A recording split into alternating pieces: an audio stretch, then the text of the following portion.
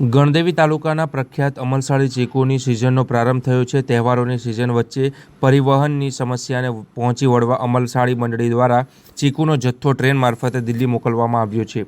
આશરે 35,000 બોક્સ સાથેની સિઝનની આ પ્રથમ ટ્રેન આજે વહેલી સવારે 3 વાગે દિલ્હી જવા રવાના થઈ હતી. સામાન્ય રીતે ચીકુનું પરિવહન રોડ માર્ગે થતું હોય છે, પરંતુ તહેવારોના કારણે ટ્રકોની અછત સર્જાઈ છે.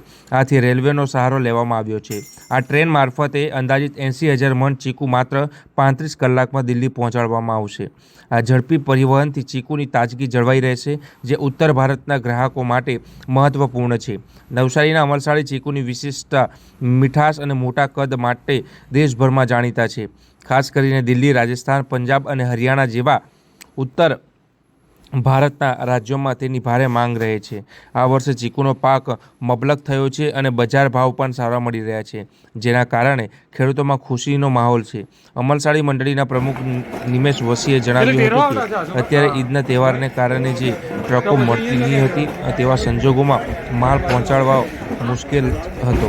ટ્રેન દ્વારા માલ મોકલવાથી સારી રીતે પહોંચાડી શકાશે. ત્યારે ગરમી હોવાથી ટ્રક કરતાં ટ્રેનમાં માલ વધુ સુરક્ષિત રહેશે અને ભાવ પણ જળવાઈ રહેશે.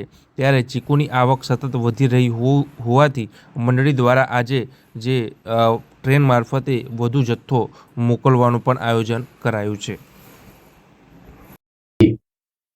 અત્યારે આ 2 દિવસ આજે ને આવતીકાલે આપણે ટ્રેનથી ચીકુ મોકલવાના છીએ. લગભગ મારા હિસાબે અત્યારે જે પ્રમાણે પાક આવે છે તે હિસાબે લગભગ 60,000 મણ ચીકુ આપણે 60,000 થી 70,000 મણ ચીકુ આપણે આ ટ્રેનથી મોકલી શકીશું.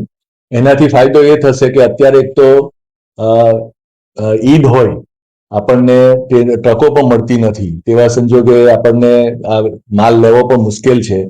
તો આ ગોઠવણી થવાથી આપણે માલ સારી રીતના પહોંચાડી શકીશું. ગરમી છે એટલે માલ ખરેખર ટ્રક કરતાં પણ સેફ રીતના જશે ને એનાથી આપણને એ ભાવો જળવાયેલા રહેશે એવું અમને લાગે છે.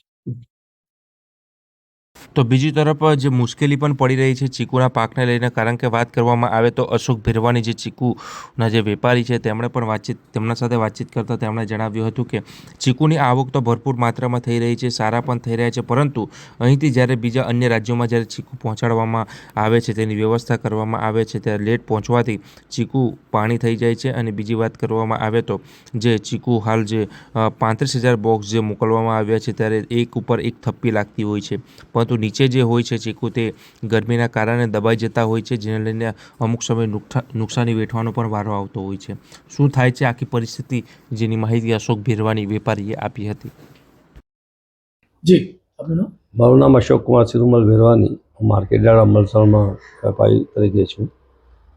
શું પરિસ્થિતિ અત્યારે? હમણાં જે ચીકુની પરિસ્થિતિ છે, હાલ તો ગરમી બહુ પડી રહી છે ને આ ગરમીના પીરિયડમાં ચીકુ બહુ વધારે પડતા નીકળે છે ને હવે પહેલાં કરતાં ગાડી જે નાની ગાડી આવતી છે એમાં થપ્પી બેસતી, તેના કરતાં હવે ગાડી બહુ મોટી આવવા માંડી છે. તો થપ્પી ઉપર સુધી જાય છે ને પેલા ગરમીના પરસેવાને લીધે બોક્સ નીચેના બેસી જાય છે. તો મંડળીએ કાલે એક ટ્રેન ભરી છે, 34,500 બોક્સ ભર્યા છે, લોકોને સબસિડી બી મળશે ને એમાં છે ને થપ્પી ટ્રેનમાં 3-3 ને 4-4 જાય છે. ત્યારે અમારામાં 9-9 ને 10-10ની થપ્પી જાય છે. તો નીચેના બોક્સ બેસવાની ગરમીમાં બેસવાની શક્યતા ઘણી રહે છે.